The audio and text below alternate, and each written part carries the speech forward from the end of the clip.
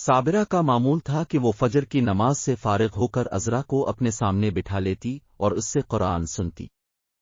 अज़रा की आवाज़ की मिठास कभी कभी पड़ोस की औरतों को भी साबिरा के घर खींच लाती। इसके बाद साबिरा गांव की चंद लड़कियों को तालीम देने में मसरूफ हो जाती और अज़रा के घर के कामकाज से फुर्सत हासिल करके तीर अंदाज की मशक किया करती।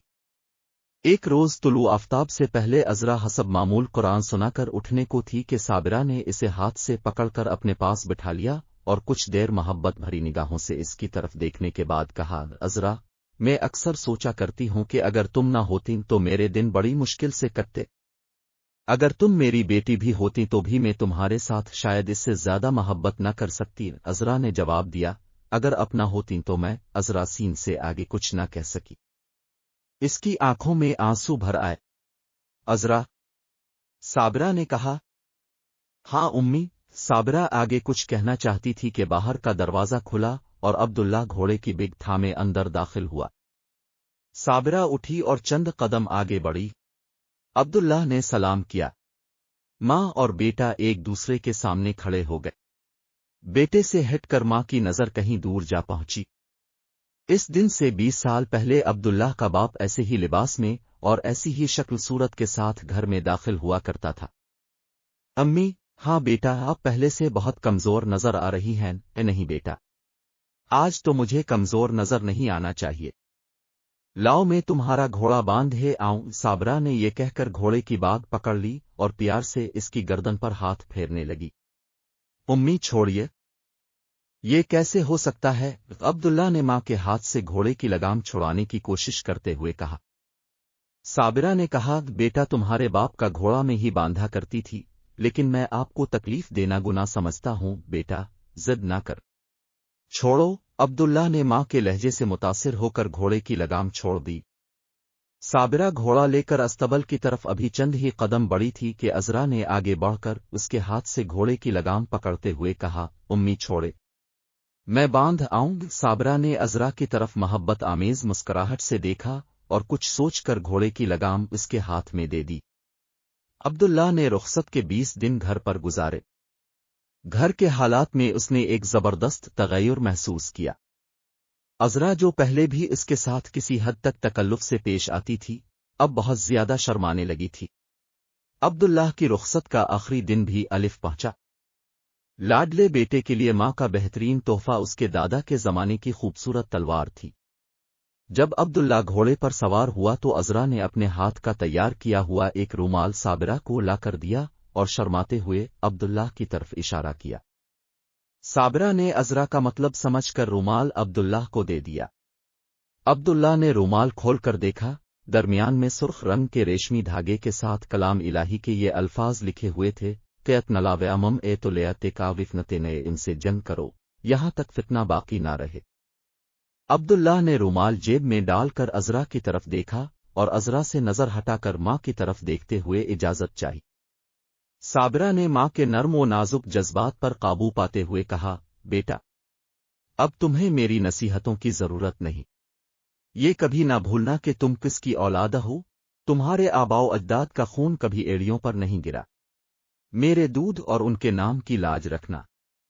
अब्दुल्लाह को जिहाद पर गए 1 साल गुजर चुका था। साबिरा पर वो अपने चंद खतूत से जाहिर कर चुका था कि वो गयूर मां की तवक्को से ज्यादा नामवरी हासिल कर रहा है।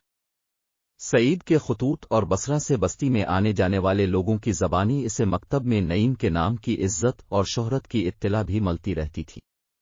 नईम के एक खत से साबिरा को मालूम हुआ कि वो अनकरीब फारिग अल तहसील होकर आने वाला है। एक दिन साबिरा किसी पड़ोसन के यहाँ गई हुई थी।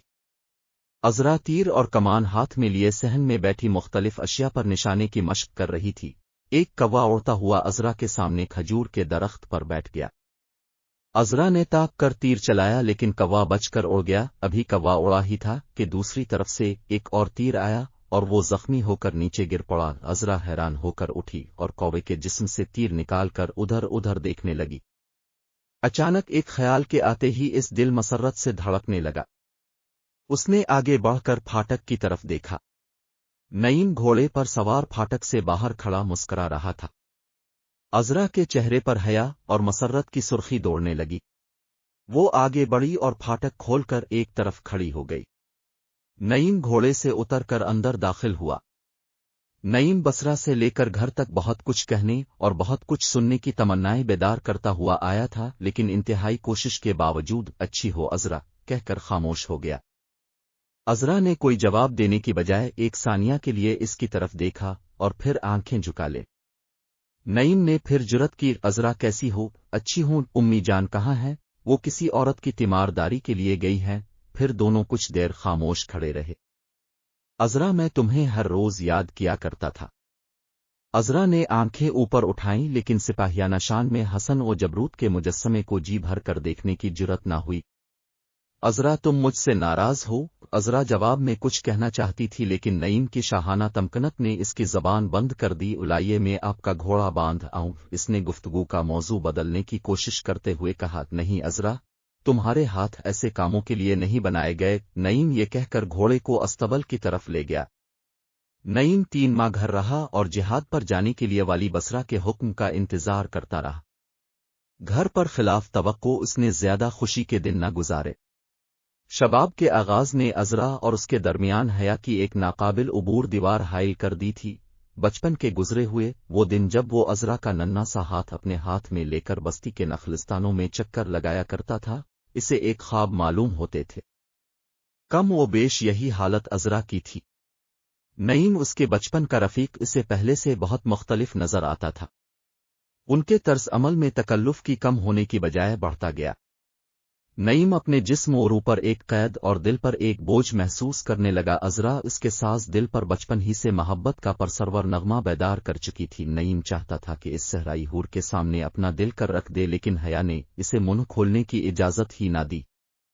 تاہم دونوں ایک دوسرے کے دل کی دھڑکنیں محسوس کر رہے تھے۔ نعیم کے گھر آنے کے 4 ماہ بعد عبداللہ رخصت پر آیا اور صابرہ کے گھر کی رونق دوبالا ہو گئی۔ رات کا کھانا کھانے کے بعد نعیم اور عبداللہ ماں کے قریب بیٹھے ہوئے تھے۔ عبداللہ اپنے فوجی کارنامے اور ترکستان کے حالات سنا رہا تھا۔ عذرا کچھ دور دیوار کا سہارا لیے کھڑی عبداللہ کی باتیں سن رہی تھی۔ گفتگو کے اختتام پر عبداللہ نے بتایا کہ میں بصرہ سے ہو کر آیا ہوں۔ ماموں سے ملے تھے؟ صابرہ نے پوچھا۔ ملا تھا، وہ آپ کو سلام کہتے تھے اور مجھے ایک خط بھی دیا ہے۔ کیسا خط؟ عبداللہ نے جیب سے ایک خط نکالتے ہوئے کہا۔ اب پڑھ لے، تم ہی پڑھ کر سنا دو بیٹا۔ امی جان، یہ آپ کے نام ہے؟ عبداللہ نے شرماتے ہوئے جواب دیا۔ صابرہ نے خط لے کر نعیم کی طرف بڑھاتے ہوئے کہا۔ اچھا بیٹا، تم پڑھو۔ نعیم نے خط لے کر عذرا کی طرف دیکھا۔ وہ شمع اٹھا لائی اور نعیم کے قریب کھڑی ہو گئی۔ خط کی تحریر پر ایک نظر ڈالتے ہی نعیم کے دل پر ایک چرکے سا لگا۔ اس نے ماں کو سنانا چاہا، لیکن خط کی عبارت نے اس کی زبان پر مہر ثبت کر دی۔ اس نے سارے خط پر جلدی جلدی نظر دوڑائی۔ خط کا مضمون نعیم کے لیے نہ کردہ گناہ کی سزا کے حکم نامے سے زیادہ بھیانک تھا۔ اپنے مستقبل کے متعلق تقدیر کا ناقابل تردید فیصلہ پڑھ کر وہ تھوڑی دیر کے لیے سکتے میں آ گیا۔ ایک ناقابل برداشت بوجھ اسے زمین کے ساتھ پیوست کر رہا تھا، لیکن مجاہد کی فطری ہمت بروئے کار آئی اور اس نے انتہائی کوشش کے ساتھ چہرے پر مسکراہٹ لاتے ہوئے کہا۔ ماموں جان نے بھائی جان کی شادی کے متعلق لکھا، اب پڑھ لیں۔ یہ کہہ کے اس نے خط والدہ کو دے دیا۔ صابرہ نے شمع کی روشنی کی طرف سرک کر پڑھنا شروع کر دیا۔ اچھی بہن، عذرا کے مستقبل کے متعلق میں ابھی تک کوئی فیصلہ نہیں کر سکا۔ میرے لیے عبداللہ اور نعیم ایک جیسے ہیں۔ ان دونوں میں وہ تمام صفات موجود ہیں جو عذرا جیسی عالی نسب لڑکی کے مستقبل کی ضامن ہو سکتی ہے۔ عمر کا لحاظ رکھتے ہوئے عبداللہ اس امانت کا زیادہ حقدار معلوم ہوتا ہے۔ سے 2 ماہ کی رخصت ملی ہے۔ آپ کوئی مناسب دن مقرر کر کے مجھے اطلاع دیں، میں 2 دن کے لیے آ جاؤں گا۔ آپ مجھ سے زیادہ ان بچوں کی طبیعت سے واقف ہیں۔ یہ خیال رکھیں کہ عذرا کے مستقبل کا سوال ہے۔